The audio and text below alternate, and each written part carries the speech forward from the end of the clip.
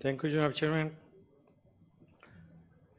سر، Friday کو مسکان خان ایوان میں زیر بحث رہا اور آج پھر مسکان خان ایوان میں زیر بحث ہے. آزادی حاصل کرنے کے بعد ہندوستان کے ذہین ترین دماغوں نے اپنے ملک کے لیے جمہوریت اور سیکولرزم کو موزوں سمجھا اور اس کی مضبوط بنیادیں بھی رکھیں. موسم کی طرح جناب چیئرمین سیاست بھی بدل جاتا ہے. سیاست میں بھی نئے رجحانات پیدا ہوتے رہتے ہیں. مودی آزادی کے بعد ہندوستان کا وہ پہلا لیڈر اور وزیر اعظم ہے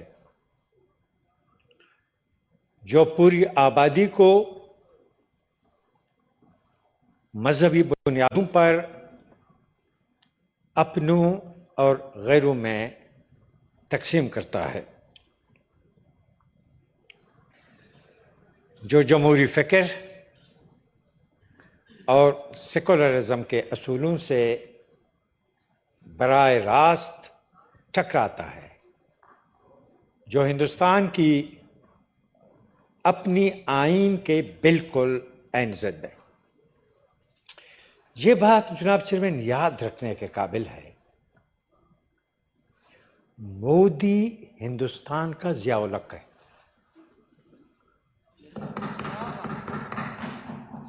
جس طرح ضیاء الحق نے پاکستانی معاشرے کو، پاکستانی سیاست کو تباہ و برباد کیا. اللہ اکبر، اللہ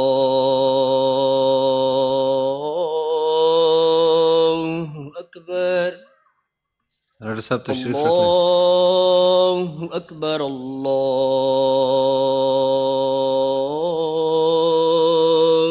اکبر. اشہد ان لا الہ الا اللہ، اشہد ان لا الہ الا اللہ، اشہد ان محمد رسول اللہ، اشہد ان محمد رسول اللہ. حی علی الصلاة،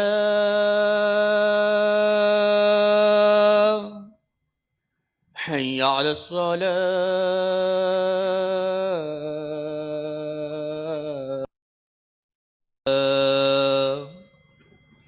حی علی الفلاح،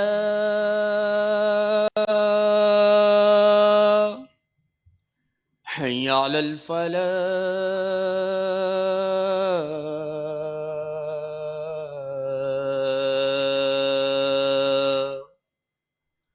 اللہ اکبر، اللہ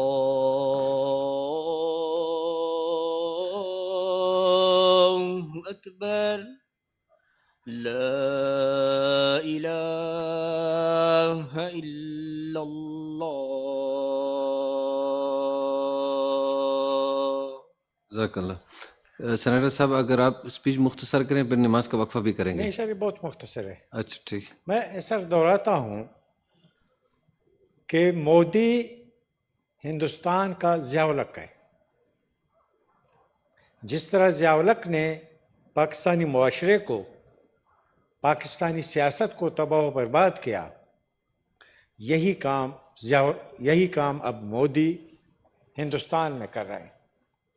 جناب چیئرمین، ایک نہایت سادہ اور قابل فہم فارمولہ ہے سر. وہ یہ کہ اعلیٰ فکر سے اعلیٰ سیاست پیدا ہوتی ہے اور گھٹیا فکر سے گھٹیا سیاست پیدا ہوتی ہے.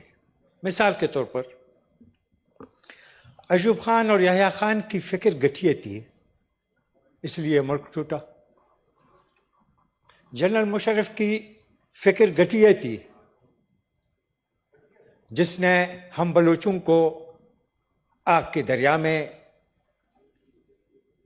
دھکیل دیا. حکمران گٹھیے تو رہی ہے جناب چیئرمین کہ آپ کا قدرتی دولت سے مالا مال بلوچستان آج بھی بدترین قسم کی معاشی بدحالی اور تعلیمی پسماندگی کا شکار. آخری بات جناب چیئرمین سر، آخری بات، ہندوستان کے 24 اور 25 کروڑ مسلمان اپنے حقوق کا دفع کرنے کی، اپنے حقوق کا تحفظ کرنے کی بھرپور صلاحیت رکھتے ہیں. اس لیے ملکی حکمران اپنے ملک کی فکر کریں. جہاں بدترین قسم کی بے روزگاری ہے، مہنگائی ہے، اب تو میڈیا کے مطابق سگ گزیدگی میں بھی زبردست اضافہ ہو رہا ہے. اللہ از خود جناب چیئرمین یہ سارے صورتحال جو ہمارے سامنے ہیں، اللہ از خود ملکی آئین، پارلیمان، کمزور طبقات اور اس ملک میں آباد مظلوم قوموں پر رحم کرے. Thank you sir. جی، نماز کا وقفہ ہے کے لیے.